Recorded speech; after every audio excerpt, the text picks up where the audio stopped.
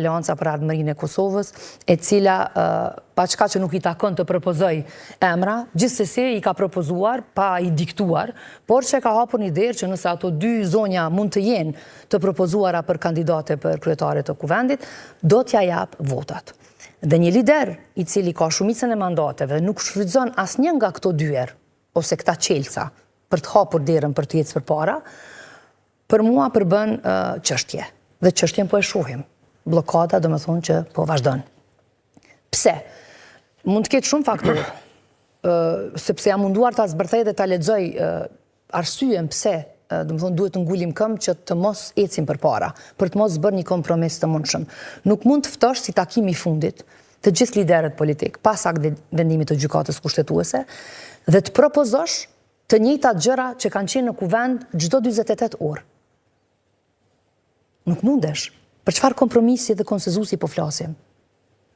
Kjo përbën prap shkelje, sepse e thatë edhe ju më herët, deputeti ka obligim, në kuptimin detyrim, të votoj në seancë konstituive për kundër ose pro, por ka obligim, ka arshi zgjedhjes së kryetarit apo kryetarës dhe nënkryetarëve.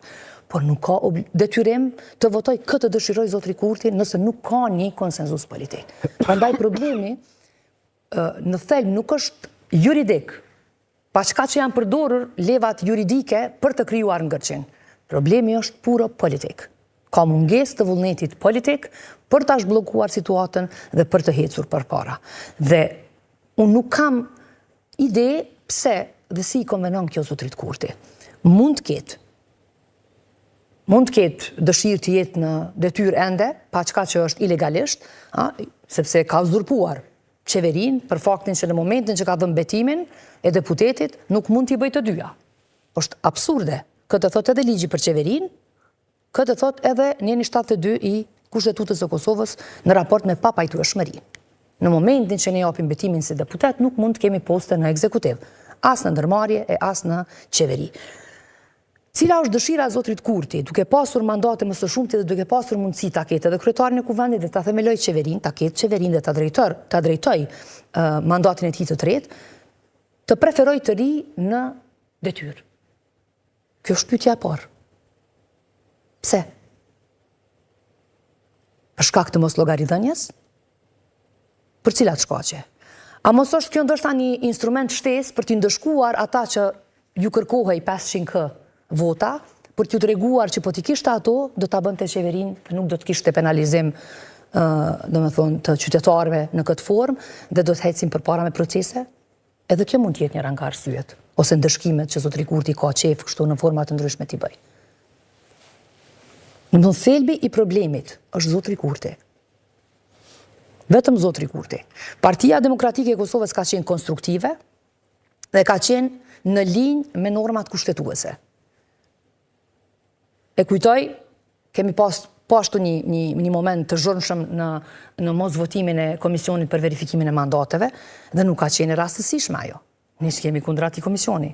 Por problemi është që nëse të gjithë ministrat në detyrë nuk kanë deponuar dorëheqje, si kërkohet me ligjin për qeverin, nëse s'gaboj 26.1, si mund të vish të japësh betimin nëse nuk je dorëhequr. Dhe ai thot, akterët e qeverisë në detyrë duhet të japin dorëheqje në momentin që bëjnë betimin, pra po flasim për qeverinë e detyrë. Dhe në kuptimin e tyre edhe këtu, te ky ligj që e kam bërë vet, ishte që ne jemi në qeverinë e detyrë sepse e kemi përfunduar mandatin dhe jemi në detyrë sepse e kemi përfunduar mandatin. Është e parëndësishme ajo. A e përfundon mandatin e plot apo e përfundon mandatin me një vullnet politik para kohe? Në momentin që ne hym në proces zgjedhor, qeveria mbetet në detyrë dhe në momentin që certifikohen rezultatet, ne duhet të japim dorëheqje nga pozicioni i ekzekutivit. Kjo nuk ka ndodhur. Dhe po vazhdon akterët që janë në qeveri, para dite janë deputet, mas dite, bëjnë rolin e ministrit ose kryeministrit. Prandaj shkeljet janë flagrante dhe mos respektimi i institucioneve dhe normave kushtetuese është i jashtëzakonshëm. Dhe për mua shqetësimi është ky. Çfarë kulture shoqërore dhe institucionale jemi duke ndërtuar? Kjo është pezullim i shtetit. Ngërç, kapje, peng, çka dua shtuani, por në fakt kjo është zhbërje e shtetit. Sepse me vetëdije, sidomos mazitës së djeshme, kur edhe vendimi i gjykatës kushtetuese, ne kemi pritur që do të ketë diçka, pavarësisht që takimi nuk rezultoi me ndonjë sukses. Nga dje, aktorët e lëvizjes vendosje me vetë dije të plot shkelin kushtetutën. Prandaj ne nuk do të votojmë një votim të një komisioni i cili as nuk është në rendin e ditës. Në rendin e ditës janë 3 pika. Votimi i Komisionit për verifikimin e mandateve, votimi i kryetarit të kuvendit, votimi i nënkretarëve të kuvendit. Këto janë 3 pika të rendit të ditës. Dhe gjykimi thot, kryesuesi duhet ta respektojë në përpikëri, po e them në përpikëri rendin e ditës. Devimi ka qenë i qëllimshëm, a është instrumentalizuar me dëshira, apo jo, zotri Dehari është fare pak e rëndësishme për ne, por është e turpshme se në çfarë deregje, ta them kështu në gjuhë popullore, ka ardhur kuvendi i Kosovës. Po, problemet janë të mëdha dhe po thellohen për çdo ditë më shumë. Zotri Ate përmendi, domethënë ratifikimin e marrëveshjeve, sepse nga do që vinë ato marrëveshje, në cilin do digaster kalojnë në qeveri, ato vinë në kuvendin e Kosovës për të ratifikuar dhe për të marrë mundësi për zbatim. Mos ta harrojmë, domethënë edhe marrëveshje të shumta që janë pezull për faktin që jemi nën sanksione tash e sa kohë. Mos të harrojmë, domethënë, çfarë po ndodh në liberalizimin e dhunshëm të tregut të energjisë dhe çfarë po ndodh, domethënë, në çdo sektor. Edhe në sektorin bankar, besoj jeni duke i parë normat që janë duke u rritur, sepse nuk ka qarkullim të parac në çdo bankë, domethënë nuk ka para në qarkullim. Parat grumbullohen në thesar apo në thjesht në thesar si diçka e arritur e kësaj qeverie, por nuk janë në qarkullim për të gëzuar të mirat publike që janë ofruar me programin e lëvizjes vendosje.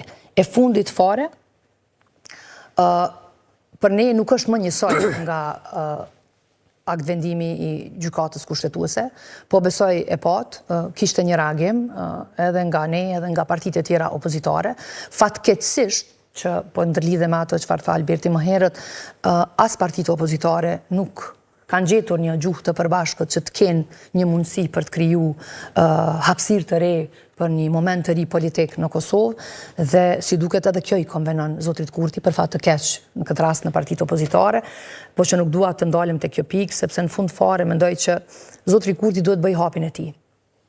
Nuk mund të jetë kjo përgjegjësi e ndarë barabarësisht përderisa ai ka fituar më së shumti mandate dhe duhet t'i ri përballë detyrimeve të tij për ta kriju shumicën e thjeshtë dhe për ta mundësuar zgjedhjen e kryetarit të kuvendit.